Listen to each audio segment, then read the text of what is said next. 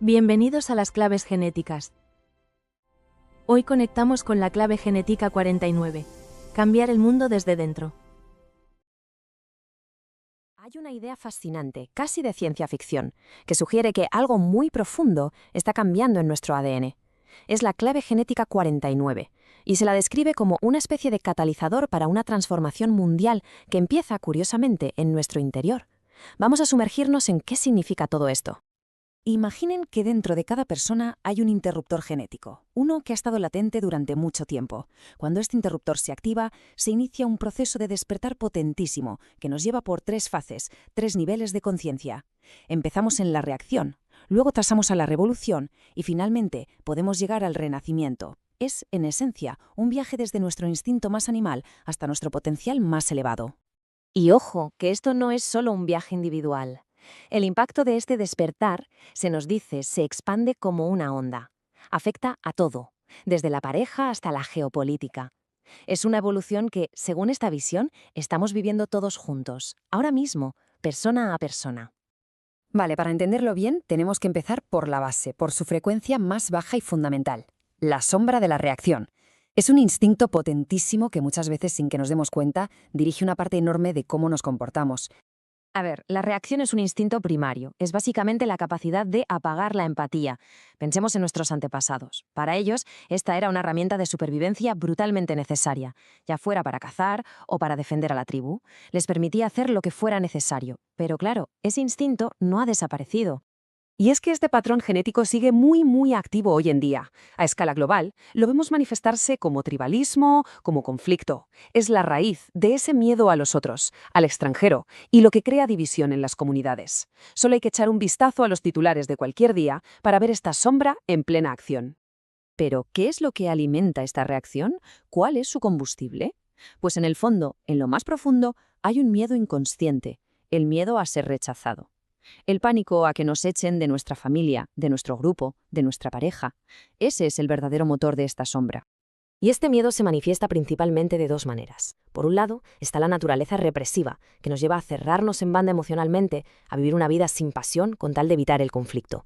Por otro lado, la naturaleza reactiva, que es todo lo contrario, nos impulsa a rechazar primero, a alejar a la gente para no sentir el dolor de que nos abandonen. Pero aquí viene lo interesante. Toda esta energía tan volátil no tiene por qué quedarse estancada en la sombra. A medida que la conciencia se expande, la reacción puede transformarse en su expresión más elevada, el don de la revolución. Y esto es crucial que lo entendamos. No estamos hablando de una revolución con violencia, con lucha externa. Es una transformación interna, una que desmonta las viejas estructuras del miedo desde dentro sin hacer ruido. La antigua sabiduría del I Ching tiene una metáfora preciosa para esto. Lo describe como fuego bajo el lago.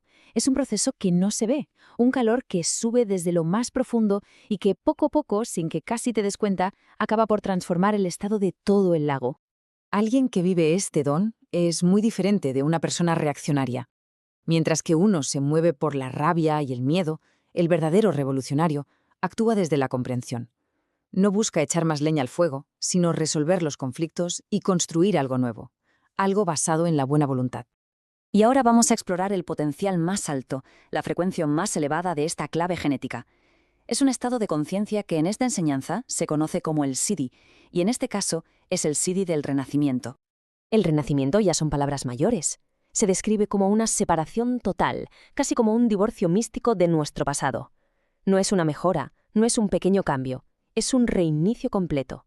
Es como si una nueva especie, literalmente, emergiera de la antigua. Y aquí la idea se vuelve verdaderamente radical. Sugiere que nuestras sociedades están tan arraigadas en la sombra de la reacción que no se pueden arreglar. No valen parches, deben ser superadas por algo construido sobre una base completamente nueva, una base libre de miedo. La analogía que se utiliza es la de nuestra propia prehistoria. Igual que el Cromañón coexistió y finalmente reemplazó al Neandertal, este Siddhi apunta a una posible divergencia en la humanidad, donde un nuevo tipo de ser humano construirá un mundo libre de este miedo ancestral. Claro, llegados a este punto, la pregunta es obvia. Si todo esto es un proceso evolutivo enorme, casi predeterminado, ¿importa de verdad lo que hagamos a nivel individual? Pues aquí es donde entra en juego un concepto llamado el anillo del vórtice. Resulta que la clave 49 está conectada bioquímicamente a otra, la clave 55, y juntas se dice que actúan como un motor de cambio evolutivo, impulsando transformaciones sociales drásticas hacia lo que se llama un renacimiento de la libertad. Y esta conexión es vital. En este sistema, cada clave genética tiene lo que se llama una pareja de programación. Para la 49, esa pareja es la clave 4, que va de la intolerancia al perdón. El mensaje es clarísimo, no se puede superar la reacción si no se supera la intolerancia. Una no puede evolucionar sin la otra. Y esto nos lleva a la paradoja central de todo este asunto. Por un lado, se nos dice que este salto evolutivo es inevitable, que ya está escrito en nuestro ADN, pero al mismo tiempo depende por completo de que cada individuo, uno a uno, tome la decisión consciente de vivir desde su potencial más elevado. Así que al final, la conclusión es esta. El trabajo interno, el trabajo personal, es el verdadero motor de este cambio gigantesco. Cada vez que una persona elige entender en lugar de reaccionar, está poniendo un granito de arena, está alimentando a ese renacimiento colectivo. Cada elección cuenta. Y con esta pregunta nos quedamos. Una reflexión sobre las implicaciones de un despertar genético que, según esta idea, podría estar sucediendo aquí y ahora, dentro de cada uno de nosotros. ¿Será que estamos asistiendo al final de una forma de ser humano y al nacimiento de otra?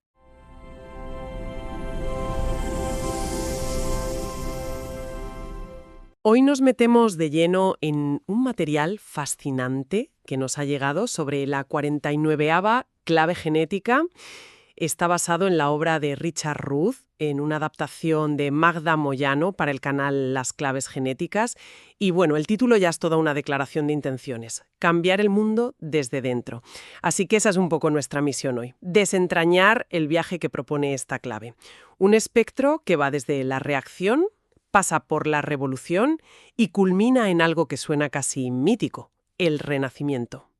Y es un viaje que además se siente en el cuerpo, porque esta clave está ligada fisiológicamente al plexo solar, a nuestro centro emocional. Es algo que se cuece literalmente en las tripas. Ahora, antes de empezar, es importante entender que estas claves no operan solas, son parte de una red. Cierto. Quizá para quien no esté tan familiarizado, valdría la pena recordar ese concepto del par programado. Cada clave tiene como una pareja de baile, ¿no? Exacto. Una pareja de baile es una analogía perfecta.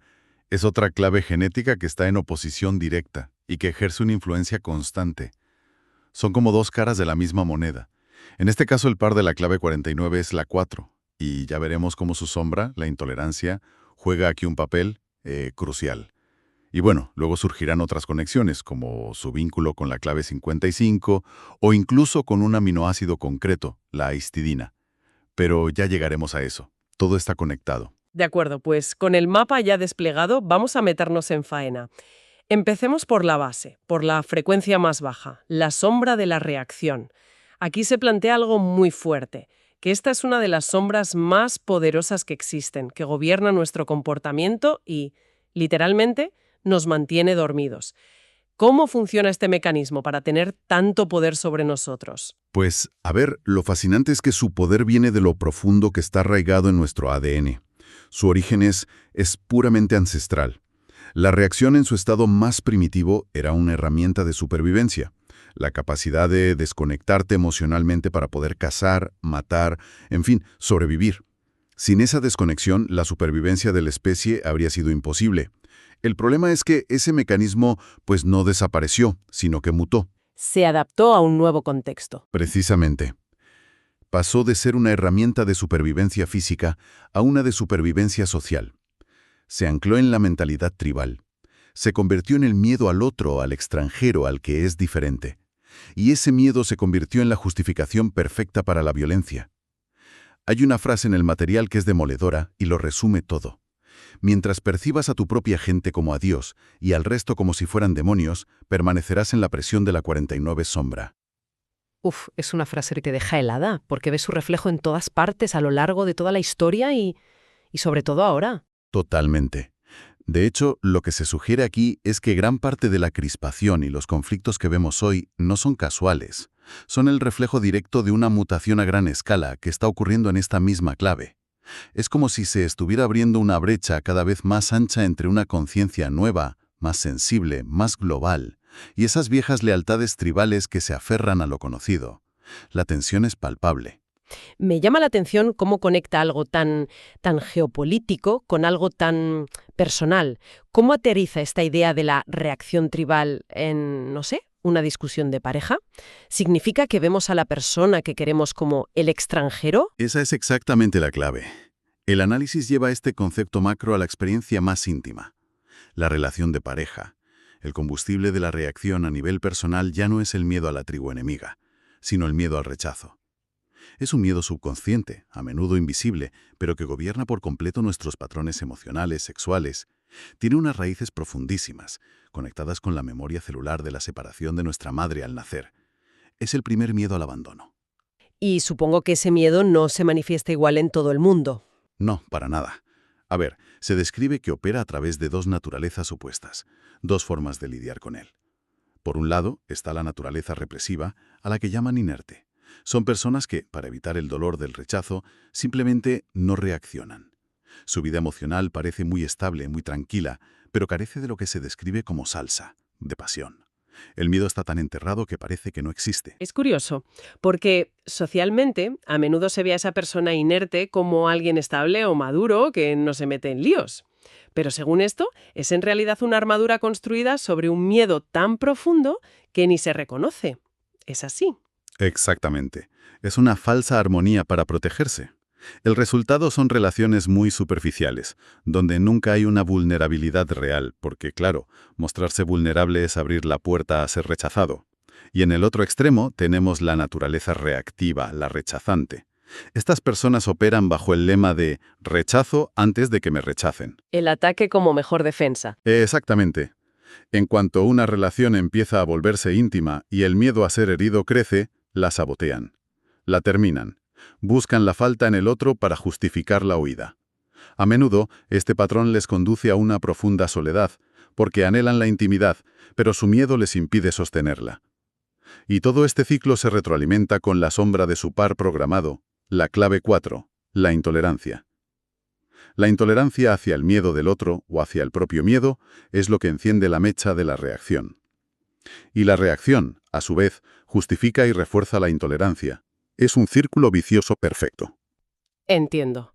Es un callejón sin salida. Si esa es la prisión de la reacción, ¿cuál es la llave para salir? Me imagino que tiene que ver con la siguiente frecuencia, la que se llama revolución. Aunque la palabra, no sé, suena a conflicto, a barricadas, a algo muy externo. Sí, y es una asociación lógica. Pero aquí el término tiene un matiz muy diferente. Se describe como una revolución silenciosa. Hay una imagen de I Ching que lo ilustra de maravilla. El fuego calienta el lago desde abajo. No es un cambio brusco y violento en la superficie, sino un calor que surge desde las profundidades y que poco a poco lo transforma todo por completo. Es una revolución interna. Entonces, no se trata de luchar contra el sistema. Exacto, precisamente. Por eso se distingue claramente entre los reaccionarios, que son los que actúan desde la ira y el miedo de la sombra, y los verdaderos revolucionarios de este don. Estos se mueven desde la comprensión y la buena voluntad. El propósito de esta revolución interna no es solo derribar lo antiguo, sino desmantelar los patrones de baja frecuencia que lo sostienen. El objetivo es disolver desde dentro las estructuras sociales que se han construido sobre el miedo y el tribalismo. O sea que un revolucionario, desde esta perspectiva, no busca la aniquilación total. En absoluto. Un verdadero revolucionario comprende que no todo lo antiguo es malo. Sabe discernir qué aspectos del pasado son valiosos y cuáles son las estructuras podridas que deben caer. No es una demolición indiscriminada, es una reforma profunda, consciente. Es la diferencia entre un cirujano que extirpa un tumor y alguien que amputa una pierna porque le duele la rodilla. Y se insiste mucho en que esta mutación, esta revolución silenciosa, no es una teoría para el futuro, sino que está ocurriendo ahora mismo. Sí, y eso explicaría la enorme volatilidad y el caos que sentimos en el mundo actual. Se nos dice que todo el miedo que ha estado almacenado en el ADN colectivo durante generaciones está saliendo a la superficie para ser visto, procesado y transformado. Es una purga, una catarsis a escala planetaria. Y como toda catarsis, es un proceso desordenado, ruidoso e increíblemente incómodo. Estamos, por así decirlo, en mitad del parto. Vale, esto nos lleva a la pregunta del millón. Si superamos la reacción tribal y encarnamos esta revolución interna, ¿a dónde nos lleva todo esto? ¿Cuál es el destino final? Si seguimos subiendo, llegamos al nivel más alto, el Siddhi del Renacimiento, y se describe como algo más que un cambio. Se habla de un salto en el hiperespacio, un cambio dimensional. Suena a ciencia ficción pura y dura. Lo es un concepto radical. Para intentar explicarlo, se introduce otra idea potentísima: el divorcio místico. La perspectiva aquí es que nuestra civilización actual, al estar cimentada por completo sobre el miedo, no puede ser arreglada o parcheada. Dicen que está podrida de raíz. Por lo tanto, no se puede reformar. Requiere un nuevo comienzo, un reinicio completo, empezar de cero. O sea, es como decir que la casa tiene los cimientos tan dañados que no vale con reformar la cocina, sino que hay que demolerla entera y construir una nueva sobre terreno limpio. Esa es la analogía perfecta. Y aquí es donde llega la idea más audaz y, bueno, más controvertida de todas. La posibilidad de que la humanidad como especie se divida en dos. Se usa el ejemplo de la coexistencia de los neandertales y los cromañones. Espera, eso es monumental. No estamos hablando de una simple división ideológica, sino de una bifurcación biológica real. Se detalla cómo se manifestaría esa diferencia en el día a día. No se entran detalles físicos, sino de conciencia. Una rama de la humanidad seguiría operando desde el viejo sistema operativo del miedo, la reacción, la supervivencia tribal. La otra rama nacería una conciencia completamente nueva, libre de esa herencia genética del miedo. Serían biológicamente incapaces de operar desde la frecuencia de la reacción. Dos humanidades, coexistiendo, pero vibrando en realidades completamente distintas. Es una idea que te vuela la cabeza. Y aquí es donde entra en juego la conexión con la 55ª clave, a través de ese anillo del vórtice que mencionaste al principio. Juntas, la 49 y la 55 crean lo que se llama el renacimiento de la libertad.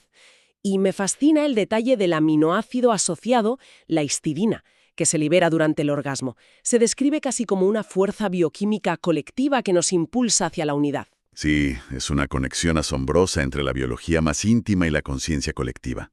La idea es que estas mutaciones no son solo espirituales, están ancladas en nuestra propia química. Y para cerrar el círculo, hay que conectar este renacimiento con el Siddhi de su par programado, la clave 4, que es el olvido. Que imagino que no se refiere a la amnesia. Para nada. Este olvido se describe como una frecuencia que desciende desde el espíritu, una especie de limpieza genética a gran escala. Es como si el sistema operativo de la humanidad recibiera una actualización que borra los viejos archivos corruptos del miedo, permitiendo que se instale el nuevo programa. El estado sídhico, por tanto, es un renacimiento total, un divorcio genético con todo lo anterior. Por eso las personas que han alcanzado estos estados son vistas como ecos tempranos, como pioneros que nos muestran el potencial futuro de la humanidad. Es un viaje increíble el que propone esta clave. Empezamos en la reacción, ese impulso instintivo, tribal, basado en el pánico a ser rechazado. Luego ascendemos a la revolución, una transformación consciente que desmantela esas estructuras de miedo desde dentro, de forma silenciosa pero imparable.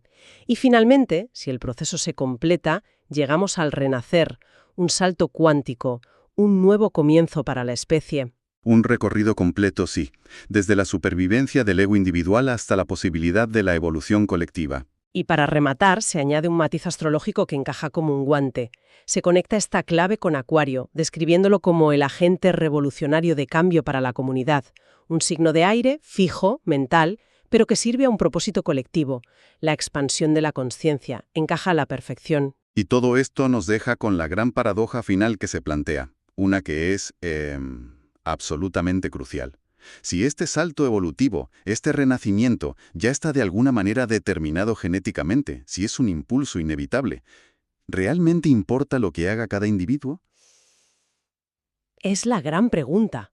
¿Somos meros espectadores de nuestro propio cambio o somos los protagonistas? Pues la respuesta que se ofrece es un sí rotundo a la importancia fundamental de la acción individual. Se argumenta que, aunque el destino pueda estar escrito, el salto depende de que nosotros encarnemos nuestros dones. La revolución a nivel colectivo no es más que la suma de todas nuestras transformaciones individuales. Esa suma es la que crea la vibración necesaria para que el renacimiento pueda manifestarse. Hay una frase que lo resume todo. Sucederá porque tiene que suceder, pero también tenemos que hacer que suceda. Es la paradoja de la participación consciente en un destino inevitable. No podemos quedarnos sentados esperando a que llegue el futuro. Tenemos que construir el puente hacia él. Exacto. Y esto nos deja con una última reflexión. Una pregunta que se deriva directamente de esa paradoja. Si se nos dice que nuestra visión de un futuro diferente es precisamente lo que crea la frecuencia necesaria para que ese futuro se materialice, esto plantea una pregunta inmensa sobre nuestro propio poder. ¿Qué papel juega la imaginación individual en la evolución colectiva? ¿Podría ser que nuestra capacidad de imaginar un mundo sin miedo sea en realidad el verdadero motor de nuestro propio renacimiento?